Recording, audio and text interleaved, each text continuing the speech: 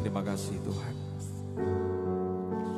Bapak ingatkan kami satu hal, bahwa kami datang untuk mengalami hadirat Tuhan. Terima kasih Tuhan.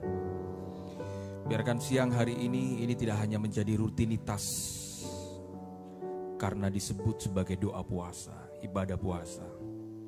Tapi ini waktu untuk kami berjumpa dengan hadirat Tuhan.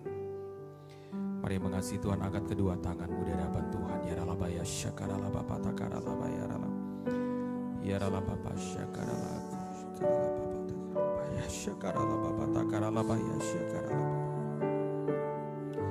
Mari inginkan hadirat Tuhan lebih daripada apapun. Ya ralabaya syakarala bapa takarala bapa.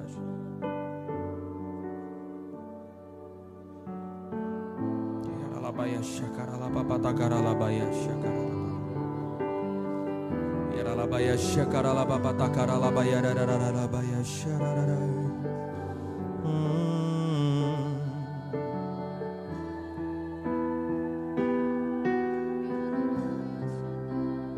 Sebab kami bersyukur, sebab kami bersyukur buat kebaikan-Mu Tuhan. Kami menyembah,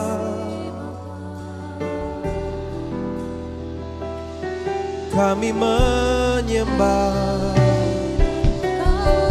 sebab hadirat-Mu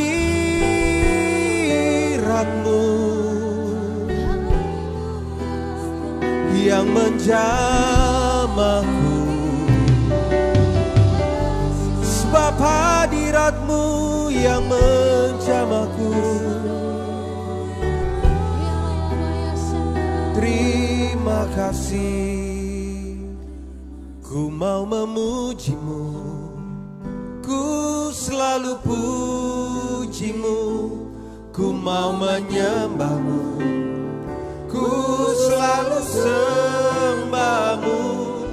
Kau yang layak terima semua pujian, kemuliaan hanya bagi Tuhan. Yang mengasihi Tuhan sama-sama katakan, ku mau memuji-Mu, ku selalu puji-Mu, ku mau menyembah-Mu, ku selalu sembah-Mu. Kau yang layak terima semua pujian, kemuliaan hanya bagi Tuhan. Kau yang layak terima semua pujian, kemuliaan hanya bagi Tuhan. Kau yang layak terima semua pujian, kemuliaan hanya bagi Tuhan. Berikan sorak-sorai yang meriah bagi Yesus Tuhan kita. Terima kasih. Bapa, kami bersyukur buat kasih-Mu. Berkati kami akan merenungkan firman-Mu. Berbicaralah kepada kami semua, karena kami tahu hidup kami tidak tergantung apa perkataan orang, tapi hidup kami tergantung dari apa perkataan Tuhan. Terima kasih Bapa, kami ucap syukur dan berdoa di dalam nama Tuhan Yesus. Kami berdoa mengucap syukur, haleluya. Yang siap terima firman Tuhan sama-sama katakan amin. Beri tepuk tangan yang meriah buat Tuhan Yesus. Puji Tuhan, silakan duduk. Bapak Ibu Saudara, shalom. Shalom. Shalom. Semua bersuka cita, amin. Baik, dengan tidak mengurangi rasa hormat, pertama-tama saya berterima kasih kepada Bapak Gembala, Ibu Gembala, staf diakan, pekerja yang memberikan waktu bagi saya untuk membagikan firman Tuhan. Ya, sekalipun sebenarnya tidak ada jadwal khusus buat saya untuk bisa berbagi firman Tuhan hari ini, karena memang awalnya saya datang sudah dari hari Senin, saya ada urus beberapa hal, dan kemudian karena Pak Gembala tahu saya ada di Pekanbaru, Pak Gembala minta untuk saya bisa berbagi sesuatu kepada jemaat, khususnya jemaat di Pekanbaru. Baik. Ini kedua kali saya datang di gereja saudara, dan ini pertama kalinya saya melayani di ibadah doa puasa. Buat saya sederhana, ada banyak orang, sekali lagi, Yesus tidak pernah mencari jumlah. Yesus tidak pernah mencari banyaknya orang. Yang Yesus cari adalah bukan pada masalah banyaknya orang, tapi sikap hati yang mau benar-benar mencintai Tuhan. Saya pelayanan banyak kali Pak. Setiap saya pelayanan, saya selalu temukan ada beberapa orang yang datang dengan sikap hati apa itu menentukan. Sebenarnya keinginan kita itu apa. Gak banyak orang Pak datang untuk ketemu sama Tuhan, gak banyak. Ada banyak orang datang ke rumah Tuhan bawa masalahnya. Ada banyak orang datang ke rumah Tuhan bawa persoalannya. Saudara, jangan pernah datang bawa masalah sama Tuhan. Tapi datanglah dengan membawa hati yang mencintai Tuhan. Ya, masalah itu akan selalu ada. Dalam hidup itu masalah akan selalu ada. Karena memang setiap manusia tidak pernah dilepaskan daripada masalah. Ada banyak orang yang ketika mereka berpuasa, ketika mereka berdoa, ketika mereka menyembah Tuhan, mereka datang ke hadirat Tuhan. Hampir semua kita punya masalah. Sekalipun berat ringannya masing-masing berbeda. Tapi sekali lagi, saudara, masalah adalah cara yang tepat yang dipakai oleh Tuhan untuk mendewasakan iman kita. Gak ada kata dewasa tanpa masalah. Jadi masalah adalah cara yang tepat yang diizinkan Tuhan untuk mendewasakan kita. Katakan amin. Nah, ada banyak orang Kristen menolak masalah. Padahal orang lupa. Proses padang gurun adalah proses paling tepat yang dipakai oleh Tuhan untuk mendewasakan dan mendidik kita. Orang Israel ketika mereka keluar dari tanah Mesir, Tuhan gak langsung bawa mereka dalam tanah perjanjian. Kenapa? Karena begini, hampir semua orang yang ikut Tuhan selalu suka dengan tanah perjanjian. Coba kalau ngomongin tanah perjanjian, diberkati, berlimpah susu dan madu, semua urusan hidup aman, semua orang suka dengan tanah perjanjian. Tapi gak semua orang suka dengan padang gurun. Karena di padang gurun, mereka diperhadapkan pada dua kondisi saja. Yang pertama, padang gurun itu tempatnya kalau siang Pak, panasnya itu minta ampun. Kalau malam, dinginnya juga minta ampun. Yang kedua, di padang gurun itu tempatnya binatang yang paling berbahaya dan yang paling beracun itu ada di padang gurun. Padang gurun itu tempatnya ular dan kalajengking. Lantas kita bertanya gini, kenapa Tuhan izinkan orang Israel harus ada di padang gurun? Sederhana. Orang Israel memang sudah keluar dari tanah Mesir. Tapi orang Israel belum keluar dari mental Mesir. Padang gurun adalah cara yang tepat dari Tuhan untuk menyingkirkan mental Mesir. Mental Mesir itu mental budak. Mental Mesir itu mental peminta-minta. Ada banyak orang datang ke rumah Tuhan mentalnya seperti itu. Cuma minta diberkati, minta supaya sukses, minta supaya rekeningnya bertambah. Saudara, Anda datang di tempat ini, Anda bukan pengemis, Anda nggak meminta-minta. Makanya kalau datang ke rumah Tuhan, bukan meminta tapi memberi. Katakan amin. Kalau datang ke rumah Tuhan, datang ke gereja, bukan meminta, memberi. Pemberian apa yang terbaik? Uang, bohong. Saudara, ini untung 1 juta, cuma dikasih Tuhan 100 ribu, 900 ribunya saudara makan sendiri kan? Gini Pak, gak ada persembahan yang terbaik yang saudara bisa berikan kepada Tuhan. Selain apa? Sikap hati yang menyembah. That's it. Itu yang Tuhan suka. Makanya saya gak tahu nih, orang datang ke gereja, kalau lagi doa puasa yang diminta apa? Jangan-jangan gini, Anda berpuasa karena punya pergumulan hidup. Benar gak? Ada banyak orang berpuasa karena punya pergumulan hidup. Terus puasanya diukur dengan tidak makan dan tidak minum. Sorry, puasa itu gak ada urusan dengan tidak makan dan tidak minum. Kalau puasa cuma tidak makan dan tidak minum, orang putus cinta Pak, gak bisa makan dan minum juga seminggu. Puasa itu bukan urusan pada tidak makan dan tidak minum. Kalau Anda belajar ketika Yesus dibawa di padang gurun ketika dia berpuasa, tiba-tiba iblis datang mencobai dia. Iblis bilang begini, perintahkan batu ini jadi roti. Bener gak? Orang kalau puasa lapar kan?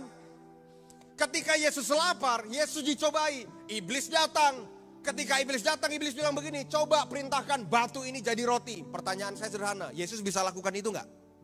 Oh bisa dong. Kalau saya jadi Yesus Pak, bukan hanya batu jadi roti, batu jadi hamburger juga gua buat. Tapi gini loh, Yesus gak dengerin apa omongan iblis. Terlalu gampang Tuhan mengubah keadaan, tapi terlalu susah untuk Tuhan mengubah sikap hati. Kalau saudara punya masalah, masalah terlalu gampang untuk Tuhan ubahkan. Tapi yang jadi masalah bukan masalahmu, yang jadi masalah adalah sikap hatimu. Makanya masalah dalam sebuah masalah bukan masalah Pak, tapi respon kita terhadap masalah itu yang seringkali bermasalah. Makanya kalau ada orang puasa, Pak, saya puasa Pak, saya punya pergumulan hidup. Bukan. Saudara kalau puasa, bukan karena saudara punya pergumulan hidup. Saudara punya puasa, bukan karena saudara punya beban hidup. Lakukan segala sesuatu bukan karena beban. Lakukan segala sesuatu karena cinta. Beda Pak. Orang yang melakukan segala sesuatu karena beban dan cinta itu beda. Segala sesuatu yang dilakukan atas dasar cinta, semuanya indah, bukan lagi beban. Tahukah saudara, sebagai suami, saya kerja keras untuk istri saya. That I'm a pastor. Sebagai seorang ayah, saya kerja keras untuk mempersiapkan masa depan yang terbaik untuk anak saya. Tapi saya melakukannya bukan karena beban, bukan. Why? Karena saya sayang sama mereka. Tahukah saudara-saudara datang hari ini bukan karena beban, bukan karena diperintah pelayanan, bukan karena beban, bukan karena perintah, karena cinta. Segala sesuatu yang didasarkan atas kedasar cinta tidak lagi jadi beban, tapi jadi indah. Makanya ketika saudara puasa bukan karena punya beban Pak, punya masalah, enggak. Kenapa saudara puasa? Karena cinta. Orang kalau cinta Pak, pasti beda. Saudara, setelah dari Pekanbaru saya akan ke Singapura. Dan setelah dari Singapura saya akan lanjut khotbah di GBI Tafga Batam. Saya melakukannya bukan karena beban. Kenapa? Karena saya lakukannya karena cinta. Semuanya indah, gak ada lagi beban. Makanya kalau saudara datang ke rumah Tuhan, kalau saudara melakukannya dengan cinta, ketika saudara angkat tangan, saudara tahu untuk siapa saudara angkat tangan. Ketika saudara memuji, saudara tahu untuk siapa saudara memuji. Ketika saudara menyembah, saudara tahu untuk siapa saudara menyembah. Ini rumahnya Pak. Ini rumahnya. Jadi bukan saudara yang mengundang dia, bukan. Tapi dia yang mengundang saudara ada di tempat ini. Dan tahukah saudara, apa yang paling penting buat seseorang ketika mereka bersekutu? Cinta. Love. Itu makanya Yesus bilang begini, aku datang, aku berikan nyawaku. Karena apa? Because of love. Makanya Alkitab bilang begini, Yohanes 3:16, for God so loved the world. Karena begitu besar kasih Allah akan dunia ini. Dia bisa selamatkan manusia dengan cara apapun, tapi dia lebih memilih untuk datang. Why? Karena dia sayang sama kita. Segala sesuatu yang atas dasar cinta gak lagi jadi beban. Anda doa puasa gak lagi jadi beban. Anda pelayanan gak lagi jadi beban. Anda datang memberi persembahan tidak lagi jadi beban. Anda ikut pelayanan tidak lagi jadi beban. Anda menginjil tidak lagi jadi beban. Anda berdoa buat orang sakit tidak lagi jadi beban. Anda pelayanan menolong orang tidak lagi jadi beban. Anda bagikan makanan kepada orang lain tidak jadi beban. Karena semua saudara lakukan atas dasar cinta.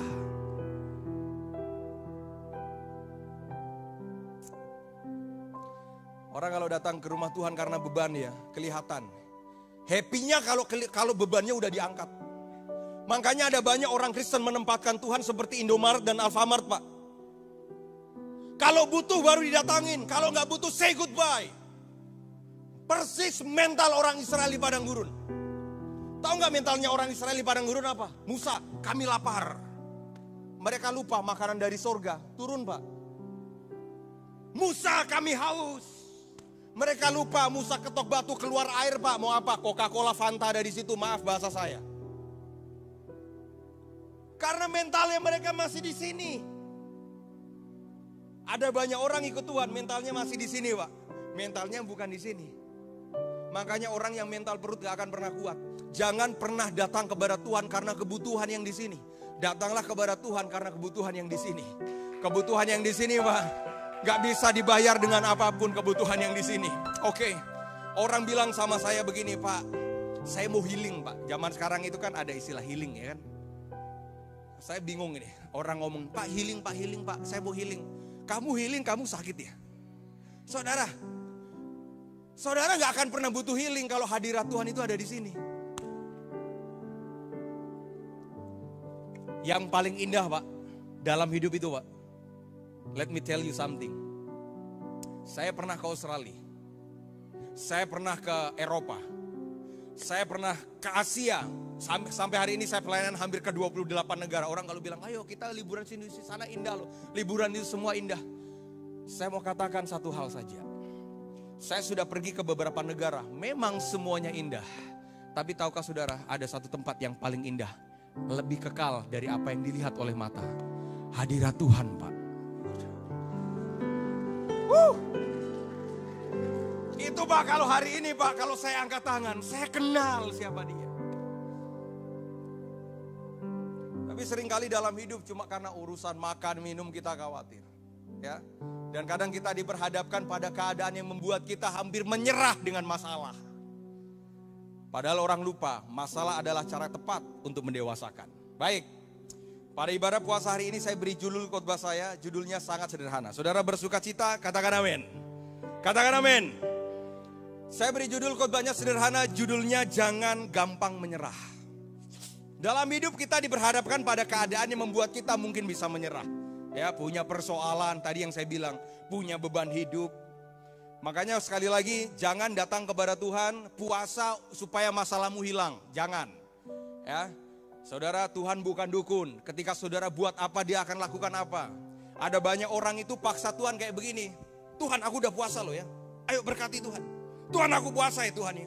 Ayo tokoku rame Tuhan. Tuhan, aku udah puasa yuk. Ayo kasih kerjaan. Tuhan, aku udah puasa yuk. Ayo Tuhan kasih jodoh. Tuhan, aku udah puasa. Gini, ada banyak orang do something to get something. Ada banyak orang melakukan sesuatu untuk dapatkan sesuatu. Dengan Tuhan jangan kayak begitu. Anda bukan hamba, Anda bukan budak. Kalau budak itu kerja supaya dapat upah. Kalau anak bukan kerja supaya dapat upah. Kenapa dia kerja? Dia mau menyenangkan bapaknya. Makanya mental shifting. Saudara bukan budak, tapi saudara anak. Anak melakukan segala sesuatu bukan karena upah, bukan. Tapi anak melakukan segala sesuatu karena dia cinta sama bapaknya.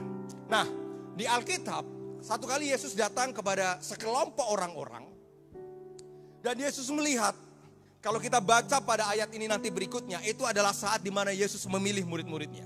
Mari buka Lukas pasal yang kelima, ayat yang pertama, skrip yang saya sudah siapkan. Pada suatu kali Yesus berdiri di pantai Danau Genesaret atau Danau Galilea. Alkitab bilang apa saudara? Sedang, apa saudara? Orang banyak, apa? Mengerumuni dia. Ini, kemana Yesus pergi, selalu ada banyak orang berbondong-bondong datang kepada Yesus. Tapi sekali lagi, Yesus tidak tertarik dengan kerumunan orang. Yesus tidak tertarik dengan kerumunan jemaat. Yesus tidak tertarik dengan jumlah massa. Makanya kalau gereja cuma diisi karena rame tanpa pertobatan, jangan cari gereja, cari pasar. Pasar akan selalu rame setiap pagi. Karena di pasar ada jual beli. Gereja tidak mencari ramainya Pak, tapi gereja mencari pertobatannya. Haleluya, kayaknya gak suka nih. Gereja bukan cari aktivitasnya, no. Gereja cari hadiratnya. Ada banyak orang merasa rohani karena banyak aktivitas yang rohani.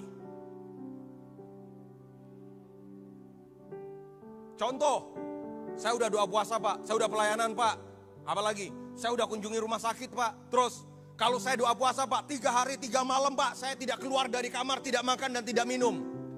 Begitu keluar dari kamar, dia menganggap dirinya lebih kudus daripada orang lain. Itu norak namanya. Semakin Anda melakukan hal yang rohani, semakin membuat Anda semakin rendah hati. Makanya kalau orang punya aktivitas rohani, dia akan merasa dirinya, saya nggak lebih layak daripada orang lain. Gitu loh. Satu kali, di usia 20 tahun, saya sudah jadi pendeta.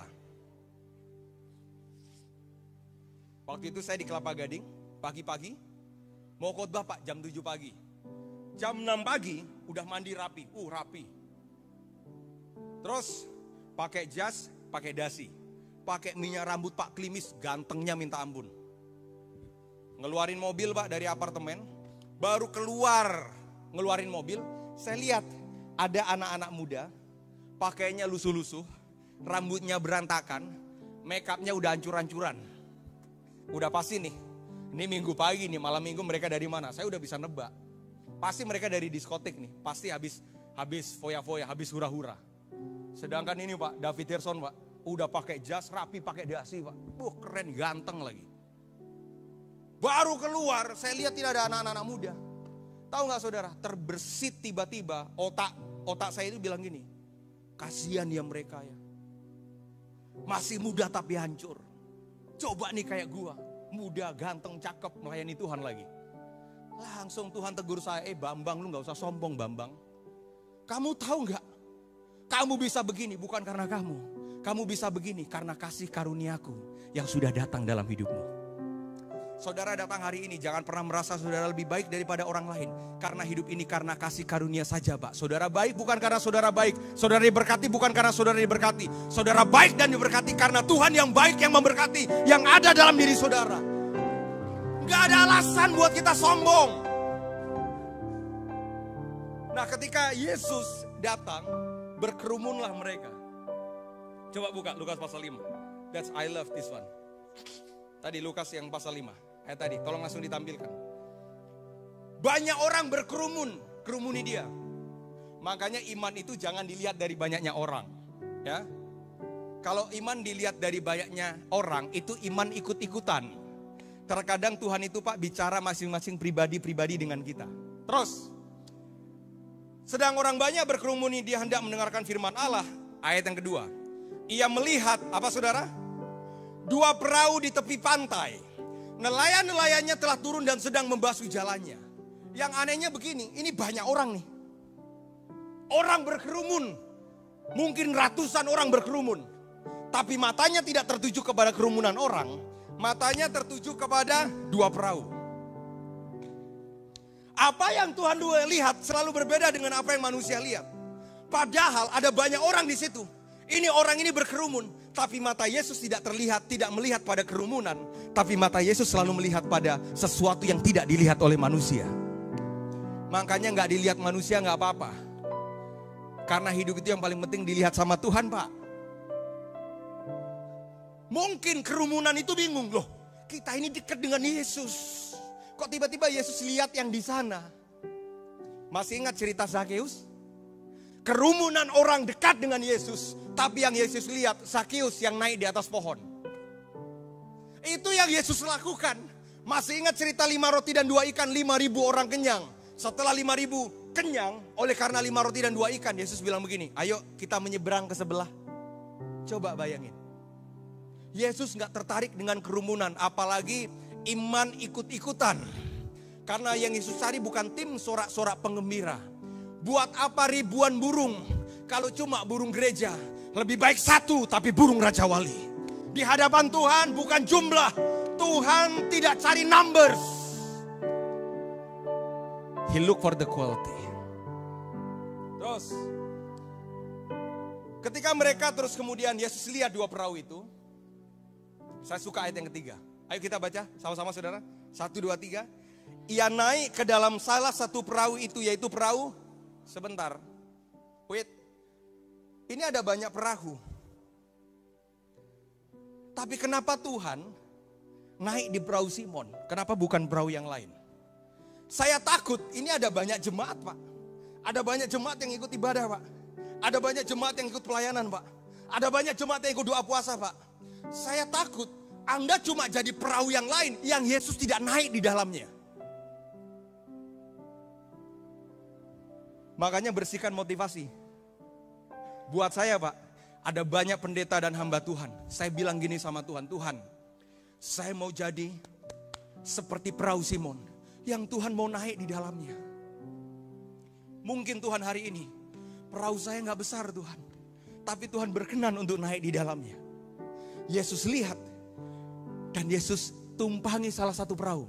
Siapa nama pemilik perahu itu saudara?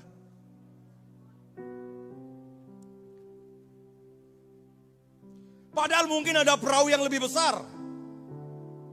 Mungkin ada perahu yang lebih baru. Mungkin perahu Simon sudah tua. Tapi Tapi Yesus suka untuk di perahu Simon.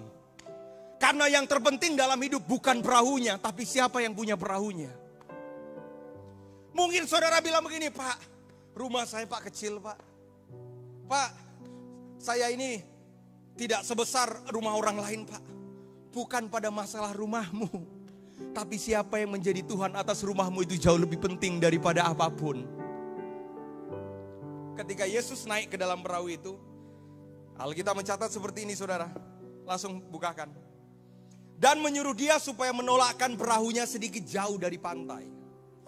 Yesus bilang begini, Mon, agak ke sana dikit. Terus, lalu ia duduk dan mengajar orang banyak dari atas perahu. Jadi hari itu Pak, perahu Simon yang ditumpangi oleh Yesus. Saya nggak tahu nih, jangan-jangan Anda seperti perahu yang lain. Yang cuma bersandar tapi tidak ditumpangi. Jangan-jangan kita jadi jemaat yang tiap minggu ke gereja, tiap minggu pelayanan, tiap satu doa puasa. Tapi Yesus kayaknya gak suka numpang di perahu saudara. Karena faktanya, ketika kerumunan orang banyak dan Yesus lihat Zakheus. Tahu gak saudara, Zakheus tidak pernah meminta Yesus datang ke rumahnya. Padahal orang tahu Zakheus itu orang berdosa. Tapi Yesus bilang begini, Zakheus turun. Aku mau menumpang di rumahmu. Setiap Yesus menumpang di rumahnya orang, selalu terjadi pemulihan. Waduh. Makanya bukan begini, bukan seberapa berat masalahmu, bukan. Seberapa berat persoalanmu, bukan. Tapi siapa yang kau izinkan masuk dalam rumahmu, itu yang paling penting. Kalau rumahmu kotor, sederhana. Gak usah repot. Biarkan yang punya rumah masuk. Tapi sayang, ada banyak orang yang mengizinkan Yesus harus ketuk pintunya. Alkitab bilang begini Pak, aku datang, aku akan mengetuk pintu. Betul? Yesus bilang begitu kan? Dan siapapun yang akan membukakan pintunya, maka aku akan masuk ke dalamnya. Ya kan? Saya nggak mau Pak, saya nggak mau Yesus sampai mengetuk pintu. Sebelum dia ketuk pintu, saya buka pintu saya. Silakan Tuhan, ini rumahmu. Jangan cuma izinkan Yesus ketuk. Nggak perlu Yesus ketuk kalau pintumu sudah terbuka. Ada banyak orang Kristen mesti diketuk dulu, dikhotbahin dulu, diomongin dulu. Orang kalau karena cinta Pak, dari suara batoknya aja udah tahu. Waktu saya kecil, papa saya itu kepala dari hutan tanaman industri di Sulawesi Tengah. Saya tahu Pak, karena papa saya kerjanya di hutan, udah pasti sepatunya itu sepatu yang besar-besar tuh. Jadi kalau jalan itu, brak-brok. Saya tahu Pak, sekalipun saya di kamar sama mama saya, ketika ada motor nyandar, terus ada suara bunyi, brak-brok. Saya tahu itu papa saya. Dan saya langsung loncat dari kasur, saya bilang ini, Papa, udah pasti itu papa saya. Tapi kalau saya di kamar, tiba-tiba suara sepatunya lain, tut, tatut, itu pasti maling tuh. Pak, orang kalau karena cinta Pak, dari suaranya aja pasti tahu. Iya. Ini ya, saya berkeluarga belum cukup lama. Saya udah sekarang itu selagi baca gerak-gerik tubuh istri saya. Kalau istri saya udah nempel, sayang, aduh, itu kayaknya kalau pakai jam tangan Apple Watch bagus. Itu Pak, udah tahu Pak maksudnya dia apa. Dan saya Pak sebagai seorang suami, saya bilang, sayang, beli aja sayang, kalau memang mau. Atau kalau enggak, kalau saya bangun pagi Pak, saya duduk, terus saya sendiri gitu. Habis itu saya pegang handphone. Nggak usah ditanya, saya boleh nggak kopi, nggak boleh nggak teh. Istri saya udah pasti bawa Pak. Mau ngeteh, mau ngopi, atau mau makan pisang goreng. Kenapa dia tahu? Cintalah yang membuat dia tahu. Kalau Anda ngalamin masalah, ketika masalah itu datang, justru Anda akan bilang begini, ini karena dia sayang nih sama aku nih. Makanya dia izinkan masalah ini datang dalam hidupku. Harusnya gitu dong. Coba kalau bukan karena cinta. Kita suka mencurigai orang. Ada banyak orang suka mencurigai Tuhan karena nggak ngerti cara Tuhan, nggak ngerti bagaimana cara Tuhan mencintai kita. Salah satu cara Tuhan mencintai kita adalah Dia disiplinkan dan dewasakan kita. Nggak suka nih kayaknya. Katakan amin. Tidak selamanya cinta itu berhubungan dengan berkat. Terkadang disiplin dan masalah pendewasaan itu adalah cara Tuhan mencintai saudara. Terus kembali. Nah, ketika Yesus menumpang di perahunya Simon, ayat yang keempat. Saya suka ini ayat yang keempat. Ayat yang keempat. Ayo kita baca saudara. 1, 2, 3. Setelah selesai berbicara, ia berkata kepada Simon, apa saudara? Bertolaklah ke tempat yang. Sebentar. Yesus bukan ahli ikan. Yesus bukan anak nelayan. Yesus adalah anak tukang kayu. Yesus adalah tukang kayu. Bagaimana mungkin sang tukang kayu datang tiba-tiba ngajarin nelayan? Dia bilang begini, Mon, tolak lebih dalam. Tuhan, lebih dalam Mon, lebih dalam. Ini penting nih iman, punya iman seperti begini. Jangan punya iman yang dangkal, tapi punya iman lebih dalam. Kenal sama Tuhan, lebih dalam. Masuk dalam hadirat Tuhan, lebih dalam. Bersekutu dengan Tuhan, lebih dalam. Yesus bilang begini, Mon, bertolaklah lebih dalam. Terus, Yesus bilang apa? Ini ahli kayu, Pak. Ahli kayu ngajarin ahli ikan. Nggak nyambung. Yang satu ngertinya cuma di gunung. Yang satu ngertinya cuma potong kayu. Yang satu ini ngertinya dia tangkap ikan. Bagaimana mungkin ahli kayu ngajarin ahli ikan? Nggak nyambung, Pak. Tapi Simon tidak melihat Yesus sebagai ahli kayu. Tapi dia lihat Yesus sebagai Tuhan. Apa yang Yesus katakan? Dia bilang ini, bertolaklah ke tempat yang dalam dan tebarkan jalamu untuk menangkap ikan. Si tukang kayu ini bilang begini, Mon, ambil jalamu, lebih dalam lagi kamu tebarkan jala. Ini ayat berikutnya. Saya suka ayat yang kelima. Simon mulai ngeluh nih. Ayat yang kelima, klip berikutnya. Simon menjawab, Guru, telah, apa saudara? Telah sepanjang malam kami bekerja keras. Bukan sepanjang malam mabuk-mabukan ya. Jangan pernah minta diberkati kalau sepanjang malammu, sepanjang harimu kamu tidak melakukan apa-apa. Terus, telah sepanjang malam kami bekerja keras dan kami tidak menangkap apa-apa. I work so hard but I caught nothing. Saya udah kerja keras Tuhan, tapi nggak tangkap apa-apa. Ada banyak orang seperti itu. Saya ngalami Pak dalam bisnis saya. Udah kerja keras, kok masih zero ya, kok masih nol. Komplain dong sama Tuhan, Tuhan apa yang salah ya Tuhan ya? Berdoa udah. Apa yang salah Tuhan? Pelayanan udah. Apa yang salah Tuhan? Tuhan ingatkan saya, motivasi dan sikap hatimu itu yang salah. Loh, apa yang salah Tuhan? Kamu kerja, bukan supaya kamu diberkati. Oh, oke. Selama ini yang saya tahu bahwa saya harus kerja supaya saya diberkati. Enggak. Kamu sudah diberkati, makanya kamu kerja keras. Oke Tuhan. Jadi, bukan hasilnya, terus prosesnya. Makanya ketika Simon, dia disuruh menebarkan jala, dia bilang begini, Tuhan, udah sepanjang malam Tuhan. Udah sepanjang malam Tuhan, gak dapat apa-apa Tuhan. Jadi sepanjang malam itu, dia udah lelah. Jadi ketika Yesus datang, dia sedang bersihkan jalannya. Dia bersihkan. Supaya jalannya itu disimpan. Yesus cuma mau bilang begini, jangan kamu simpan jalamu. Masing-masing saudara itu punya talenta untuk menjala sesuatu. Jangan pernah disimpan, tapi tebarkan. Dapat dan tidak bukan urusanmu. Ketika kau tebarkan jala, Tuhan yang akan buat keberhasilanmu. Lakukan saja. Makanya ketika Simon disuruh tebarkan jala, dia bilang, Tuhan sepanjang malam udah lelah Tuhan, udah capek. Makanya dia bersihkan jalannya waktu ketemu sama Yesus. Terus. Untungnya Simon tidak berhenti pada keluhan. Untungnya Simon pada ayat yang kelima dia bilang begini, pada ayat yang kelima. Setelah dia disuruh menebarkan jala, sepanjang malam kami telah bekerja keras dan kami tidak menangkap apa-apa. Dia cuma bilang begini, Tuhan gua capek. Tuhan aku capek Tuhan, gak dapat apa-apa Tuhan.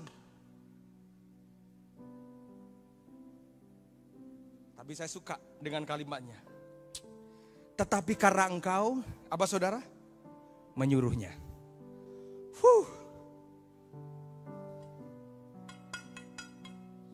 Capek sih. Tapi Tuhan bilang tebarkan. Dia cuma mau bilang gini, Tuhan udah capek Tuhan.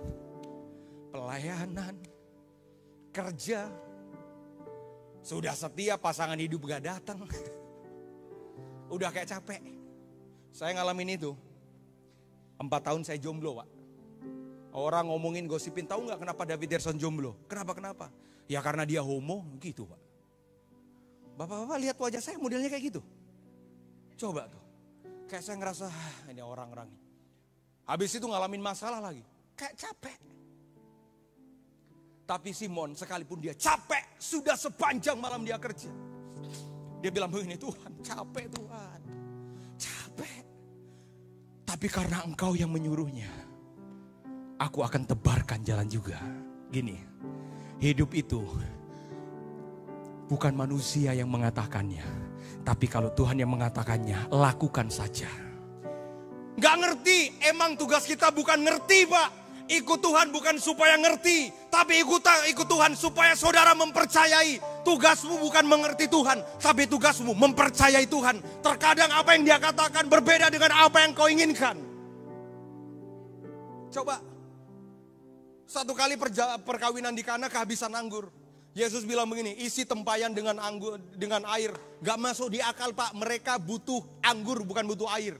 Yesus bilang begini, isi tempayan dengan air. Apa yang dilakukan oleh orang-orang di situ? Ibu Yesus bilang begini, karena dia menyuruhnya, udah lakukan aja. Hidup itu kayak gitu, kalau Tuhan udah ngomong Pak, gak usah banyak mikir Pak. Karena yang sering kali membuat saudara gagal adalah cara berpikirmu. Yang sering kali menganggap bahwa apa yang Tuhan lakukan tidak mungkin. Saya memulai bisnis Pak. Saya cerita ke adik-adik saya. Dalam hanya waktu 10 bulan. Saya diberkati Tuhan miliaran Pak dari gak punya apa-apa. Dan saya bisa cerita ke semua orang. Bahwa ikut Tuhan bukan supaya ngerti. Tapi ikut Tuhan supaya kamu belajar mempercayai. Karena terkadang apa yang dia kerjakan gak ngerti. Gak ngerti kepala kita Pak. Tapi kita percaya bahwa apa yang dia buat baik adanya. Makanya ketika dia tebarkan jala. Ayat yang ke-6 ini hasil. Bukan hasilnya yang kita cari. Ayat yang ke-6 Alkitab bilang begini. Dan setelah mereka melakukan apa? Bukan. Kalau saudara baca ayat ini. Dan setelah mereka melakukan tebarkan jala. Memang yang Tuhan inginkan tebarkan jala. Tapi tebarkan jala itu tidak akan pernah muncul tanpa satu hal ini. Mereka taat dan dengar suara Tuhan. Bahasanya sederhana. Dan ketika mereka melakukan, apa yang mereka lakukan? Mereka dengar dan mereka taat apa yang Tuhan katakan. Tiba-tiba mereka tarik. Begitu ditarik ini. Loh, kok banyak? Loh, kok banyak? Berat. Loh, kok banyak? Berat. Loh, kok banyak? Loh, kok banyak? Terkadang hasil itu tidak bisa saudara prediksi. Apa hasil yang mereka tangkap? Yang mereka tangkap Pak. Apa saudara yang mereka tangkap apa? Jangan cuma ikan. Jangan yang saudara baca yang mereka tangkap cuma ikan. Karena Alkitab mencatat mereka menangkap sejumlah besar ikan. Bukan ikan, tapi ikan dalam jumlah yang besar. Kalau yang saudara gini loh. Kalau yang saudara cari cuma sekedar uang dan berkat. Tetangga sebelah yang gak percaya Yesus Pak juga cari itu. Tapi kalau yang saudara cari berkat yang berlimpah untuk bisa memberkati orang lain. Itu yang beda Pak. Makanya Alkitab bilang begini, ketika mereka menangkap sejumlah besar ikan. Ada kata sejumlah, ada kata besar, sejumlah besar ikan. Jadi artinya apa? Memang tidak memungkinkan untuk danau itu bisa menghasilkan jumlah ikan yang besar. Karena sepanjang malam mereka sudah tarik, mereka tidak dapat apa-apa. Jadi bukan tebaran jala itu Pak yang mendatangkan berkat. Perkataan Tuhanlah yang mendatangkan berkat. Mungkin, saya tidak berandai-andai. Ketika mereka tebarkan jala, boom. Itu ikan Pak, itu kayak Tuhan perintah, ayo masuk. Itu ikan itu mungkin saling berkoordinasi satu sama lain. Ayo masuk aja tuh, masuk di sini tuh. Gini loh, terlalu gampang Tuhan memerintahkan berkat datang kepada kita. Pertanyaannya, apakah kita mau taat dengan suaranya? Itu jauh lebih penting daripada hasilnya. Jangan cari hasil, tapi cari ketaatannya. Sampai kemudian sejumlah besar ikan itu dimasukkan di perahu mereka.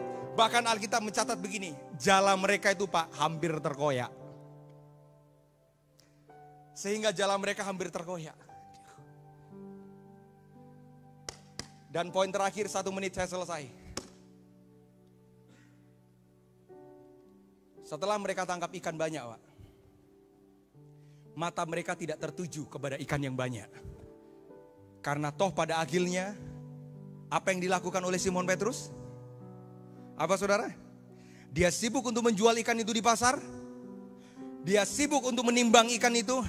Nope. Pada akhirnya, dia tinggalkan ikan itu. Bicara sederhana Pak. Hati Simon bukan pada ikan. Tapi hati Simon pada Yesus. Hati Simon pada Tuhan. Saudara boleh diberkati, tokomu mungkin yang paling ramai, rekeningmu yang paling banyak. Satu hal, bukan itu yang saudara cari, tapi Tuhan yang saudara cari. Simon bilang begini, Tuhan, aku mau ikut Engkau. Ikan banyak, ikan berlimpah, kalau dijual Pak lumayan Pak. Mungkin sepanjang hidup Simon jadi nelayan, mungkin hari itu dia bisa menangkap ikan yang sangat banyak. Tapi dia cuma mau bilang begini, sorry, ini gak penting. Yesuslah yang lebih penting. Makanya kalau orang diberkati biasa saja Pak. Jam tanganmu mahal biasa saja. Cincinmu mahal biasa aja. Gak usah dibuat-buat mesti begini, haleluya, haleluya. Gak usah, biasa aja. Kadang kan orang cincinnya mahal, nunjuk aja beda. Bu, gereja BICC di mana Bu?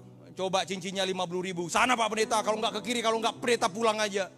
Coba gereja BICC mana Bu? Apalagi inang-inang Batak yang cincinnya harga 100 juta. Pak Pendeta, Bapak tahu Pak Pendeta gereja BICC mana? Pak Pendeta lurus, ya habis itu belok kiri Pak. Di situ itu. Biasa aja. Karena kita tahu hidup ini, berkat ini miliknya Dia, bukan milik kita. Amin. Makanya saya suka dengan lagu ini. Naikkan 1 oktav. Yesus terlebih besar. Come on. Yesus terlebih. Mari saudara bangkit berdiri di hadapan Tuhan. Di dalamku, di dalamku. Bukan berkat yang besar, tapi Yesus yang besar. Yesus terlebih besar. Yesus terlebih besar. Apapun masalahmu, di dalamku selama-lamanya. Yang mengasihi Tuhan, mari angkat kedua tanganmu, come on. Yesus terlebih besar. Tuhan yang sanggup menyelesaikan masalahmu, tapi Dia inginkan kau datang bawa hatinya. Di dalamku, di dalam. Apapun masalahmu, katakan dengan iman, Yesus terlebih besar. Yesus terlebih besar. Yesus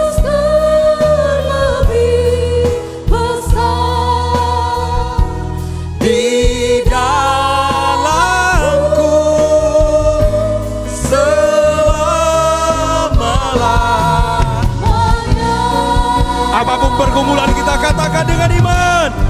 Yesus lebih besar. Yesus lebih besar di dalamku,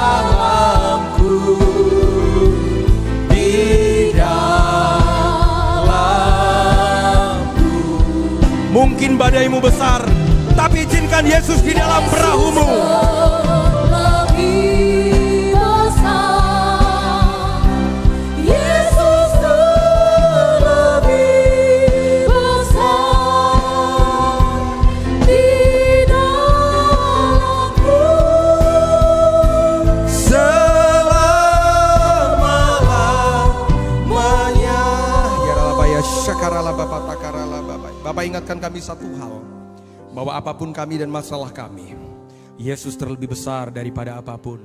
Satu hal yang kami tahu Tuhan, kami tidak akan pernah menyerah dengan keadaan apapun. Kami akan tetap tebarkan jala. Kami akan tetap tebarkan jala. Kami akan bawa perahu kami lebih dalam. Kami akan tetap tebarkan jala. Karena hasil bukan urusan kami. Karena hasil itu adalah ukuran Tuhan. Itu adalah urusan Tuhan. Kami akan tetap tebarkan jala benih iman kepada siapapun. Sampai lewat hidup kami bisa menarik sejumlah jiwa-jiwa untuk datang kepada Tuhan. Kami akan tetap tebarkan jala. Karena kami tahu Tuhan pakai kami untuk membawa jala menyelamatkan banyak orang.